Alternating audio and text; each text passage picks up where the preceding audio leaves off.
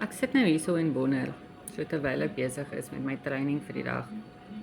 Wat maak julle mammas as julle nie deurkom deur die maand met julle salaris nie? Of julle verloor dalk julle werk? Budget julle bietjie beter, koop 'n brood en 'n melk minder, of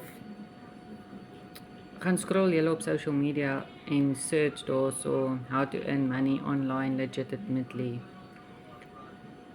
Ek is Amanda, ek is 'n mamma van 3 met 'n voltydse werk en ek moes online gaan scroll het en gaan soek het vir 'n werk wat ek kan doen terwyl ek nog werk en terwyl ek nie met my kinders besig is. En ek het afgekom op 'n program wat my nou leer hoe om online in dollars te kan verdien.